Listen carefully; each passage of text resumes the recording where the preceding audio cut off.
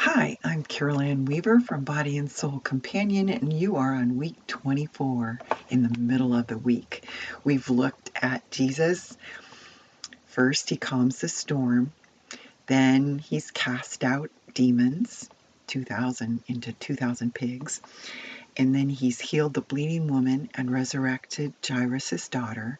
And so in the middle of all that, chronologically, he's sending out his disciples with the same power and authority that they've seen demonstrated as he's healed the sick and resurrected people from the dead and calmed the storm, proclaiming who he is.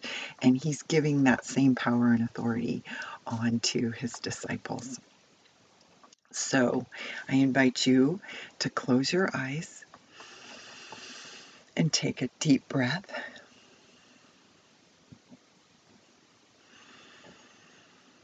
And on your exhale, long exhale, just relax your whole body into God's presence.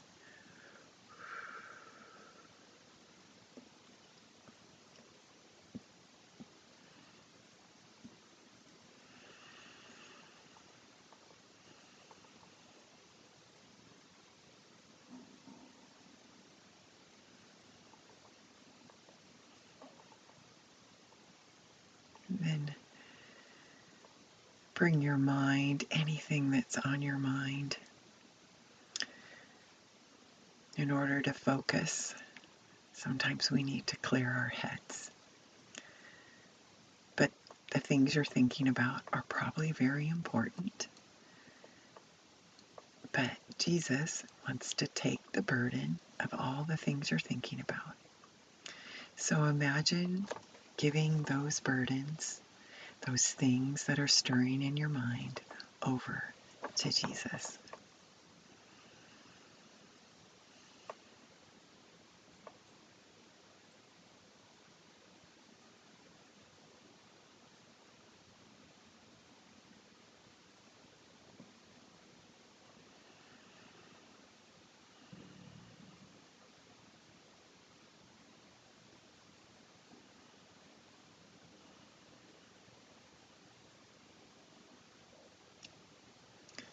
And then as your mind has come into a silent state in your body, into a stillness, let's come to that inner solitude where it's you and Jesus. Your focus is on him today as you see a story from his life here on earth. So as you fix your gaze on him, know that he's looking upon you with love. And receive that loving gaze.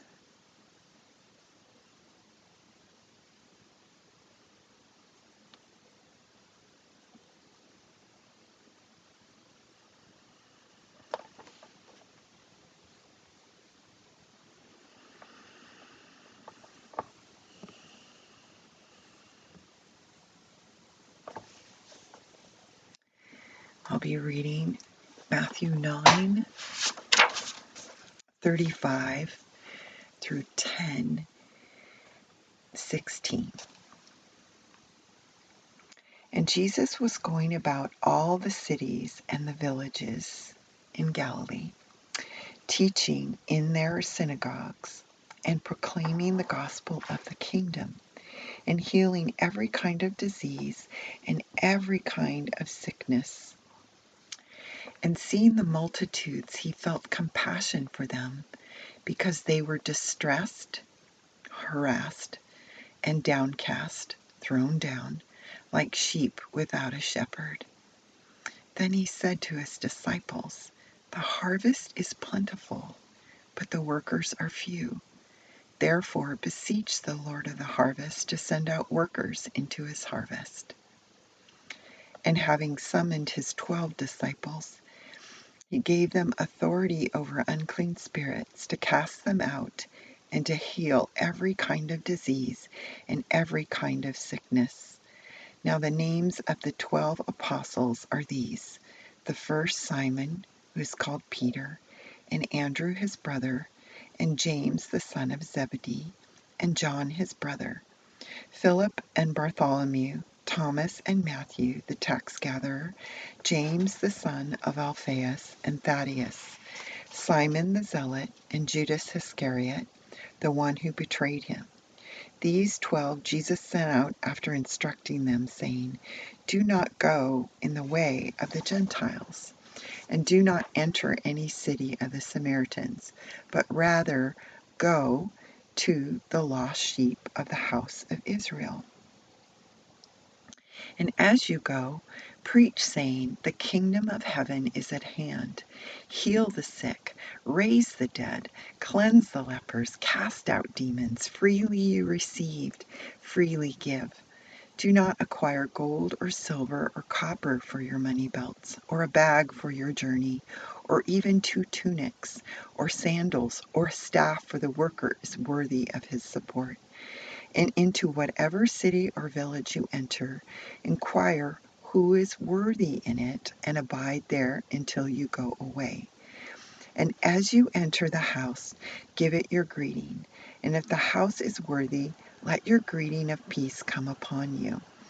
But if it is not worthy, let your greeting of peace return to you. And whoever does not receive you, nor heed your words as you go out of that house or that city, shake off the dust of your feet. Truly I say to you, it will be more tolerable for the land of Sodom and Gomorrah in the day of judgment than for that city. Behold, I send you out as sheep in the midst of wolves. Therefore, be shrewd as serpents and innocent as doves.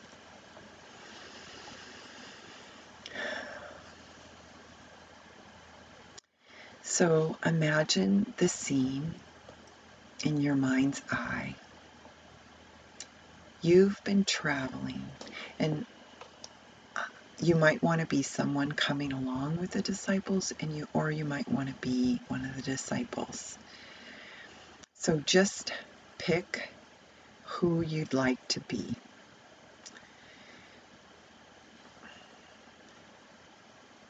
And imagine that you have been traveling along with Jesus from place to place in Galilee.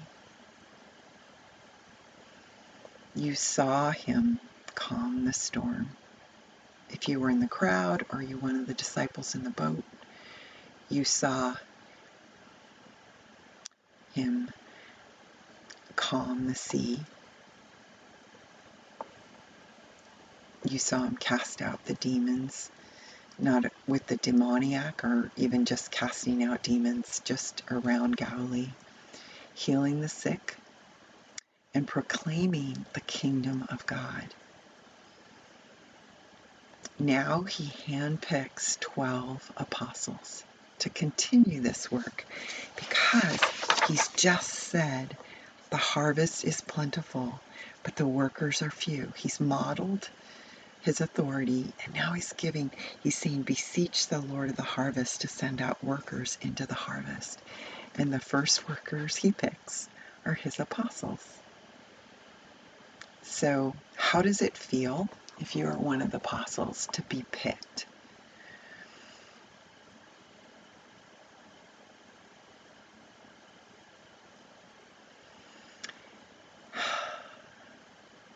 So I would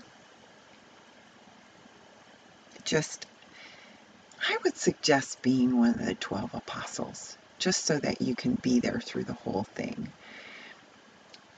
So imagine Jesus summoning you. He's just said, beseech the Lord of the harvest to send out workers into his harvest. And you are the first ones to be sent out. And he says, you have authority over unclean spirits to cast them out and to heal every kind of disease and every kind of sickness. How does that make you feel?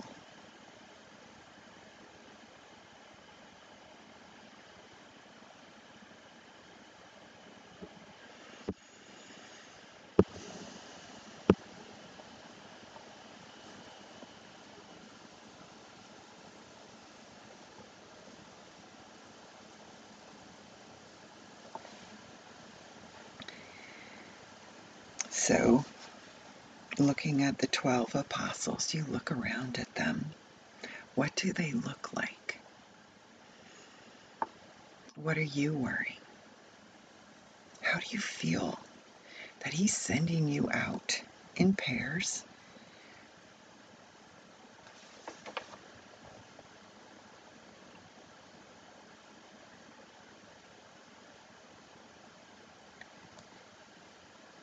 And pick your pair, pick your person that you're going to go out with and pair up with them.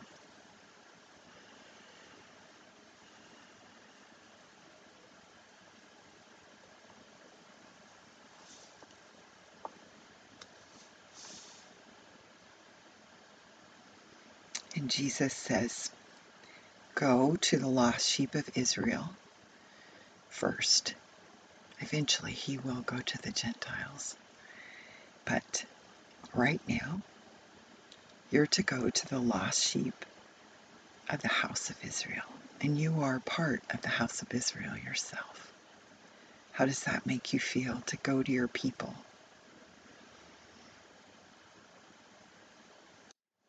And He's saying, the kingdom of heaven is at hand. Heal the sick, raise the dead, cleanse the lepers, cast out demons.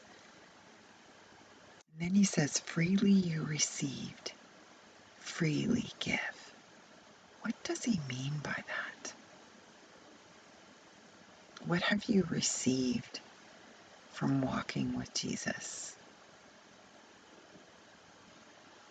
Ponder that. Imagine Jesus looking at you as He has chosen you as one of His apostles. Imagine Him looking at you saying, freely you have received, freely give. You might want to ponder, what have you received as you walked with Jesus? Not only through these gospel stories, but even in your own life. What have you received?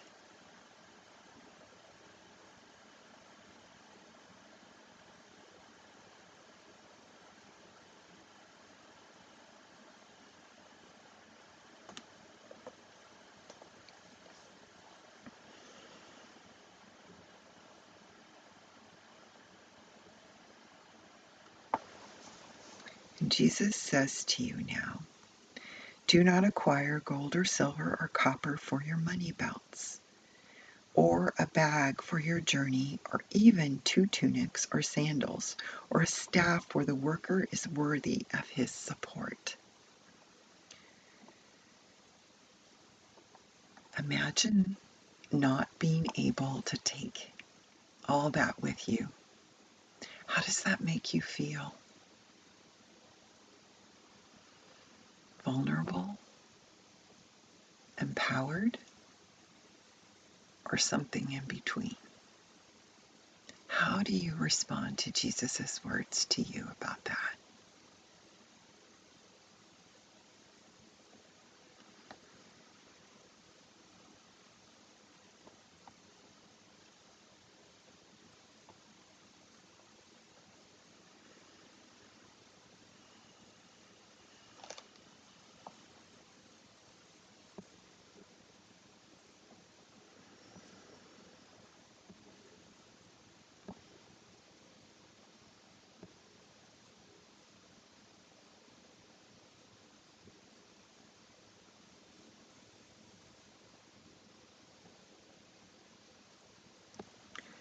Now, imagine yourself with just the little bit of gear you have, and you're going out into the Galilean countryside. And just to help you picture that, you're walking on roads, narrow roads. Unless they're a Roman road, they're not going to be very well taken care of. But Galilee is one of the most beautiful regions in the entire Middle East. Imagine the streams, waterfalls, green fields dotting the rocky, hilly terrain. You see wheat, barley, groves of fruit trees. You see maybe the Sea of Galilee.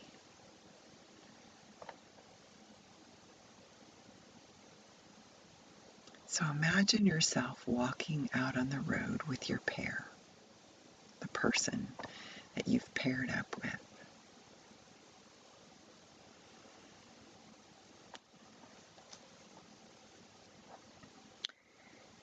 And you know you're entering a city or village, and you inquire, who is worthy in this village?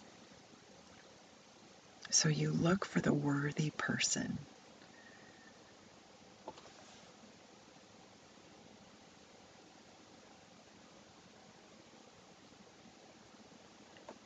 So just to give you, and you find that worthy person, somebody directs you there. And just let's imagine what the homes in Galilee might have looked like. So imagine you're going to a home because Jesus said to abide there until you go away. And it says, as you enter that house, you give it your greeting. And that house is a modest house. It may be a poor person, because a poor person could also be a worthy person. There were usually small square buildings with sun-dried mud brick covered with a waterproof plaster. There was a raised living area and then a lower level for the household animals. So imagine entering that. It might, if it's a more affluent home, it's going to be bigger with a central courtyard. But either way, the windows were small and placed high up on the walls, so light was just entering in at the top. So inside, the interior of even wealthy people's houses was pretty dark, even in the daytime. So let's enter into your house, either of a wealthy person or a poor person. It's dimly lit. Maybe there's animals, you hear them. Just look around. What do you see? What do you hear? What do you smell? Look around at the inhabitants, the people of the house.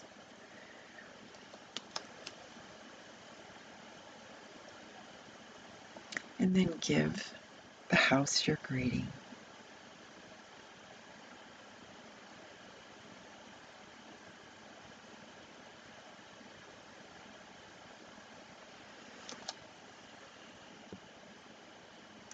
So also providing hospitality to the traveler was a sacred imperative throughout the whole ancient Near East. And failing to provide that hospitality was seen as hostility. Hosts and guests followed strict protocols. So that's probably the whole, if the house is worthy too, do they welcome you? So the host was to personally greet and serve his guests, providing them with water for washing their feet, food and drink, shelter for the night, and protection. In turn, the guests were to offer a blessing on the household, to accept what was offered and not to take advantage of their host.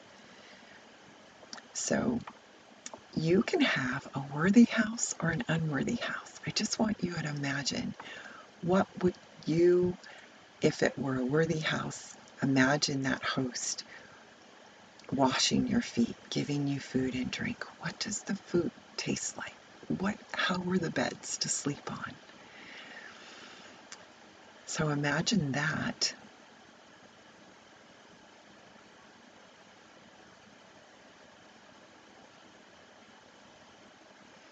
Imagine you accepting the hospitality.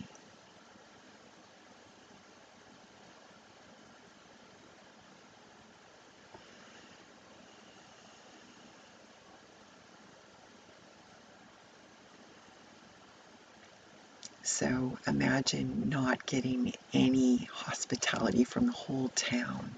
Imagine them turning you away at the gate. There's no worthy person in that town. And then imagine yourself shaking the dust off your feet and leaving the town. So you can imagine both ways. And how do you feel? First, as a welcomed guest. How does that feel? And what would you talk about? Jesus has asked you to proclaim the kingdom of God. What would you talk about? Imagine your conversations in a worthy household. What would they be like?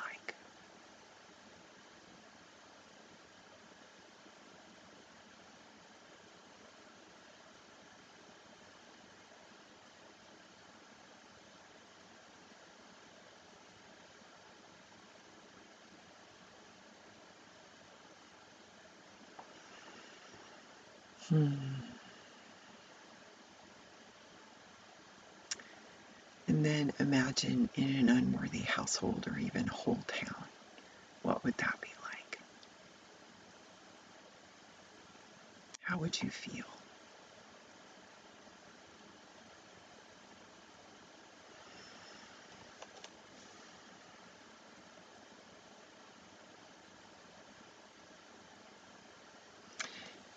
You would imagine you're taking your greeting of peace back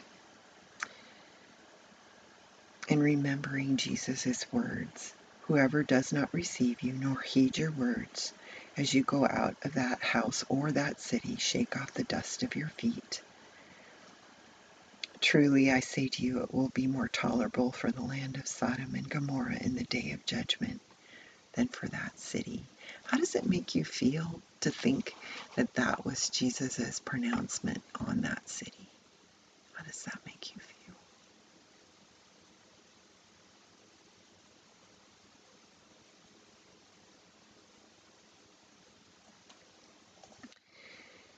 And Jesus' final words in that passage, at least the one we're reading, behold, I send you out as sheep in the midst of wolves. Therefore, be shrewd as serpents and innocent as doves.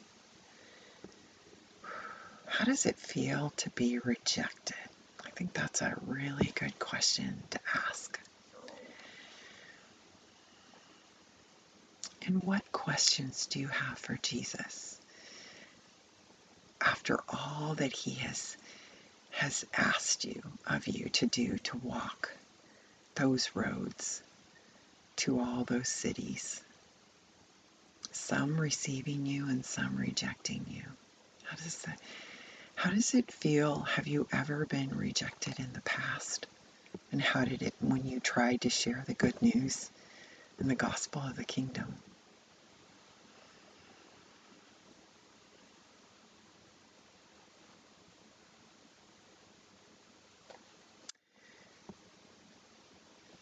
And now I'm going to ask you to imagine going back and returning from your journey. And Jesus asks you, how did it go? What do you say to him? You can turn off the video and have a conversation with Jesus, and then come back because I have a few more questions.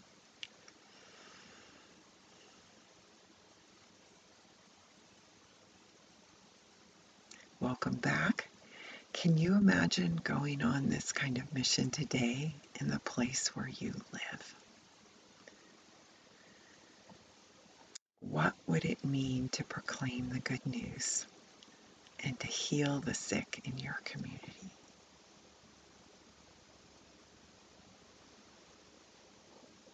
That's something to ponder.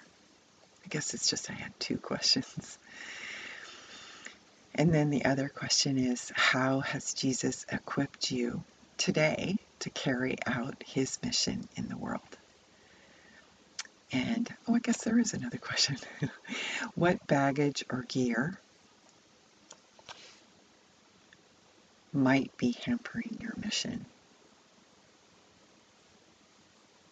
That second tunic, or a walking stick, or the sack, the things that he says, don't, even 2 tunics or sandals or a staff or a walking stick. What are the equivalent for you today, and what baggage might be hampering your mission today?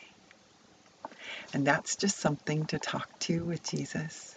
What are you not wanting to let go of? What is your inordinate attachment? We've talked about that baggage that's hampering you from going out.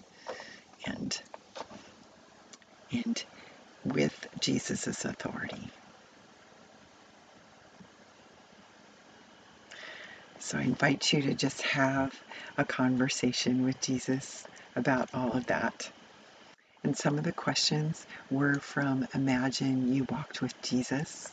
So I will put a link to that book. It's a great book. Just some of the questions I included there. Be blessed.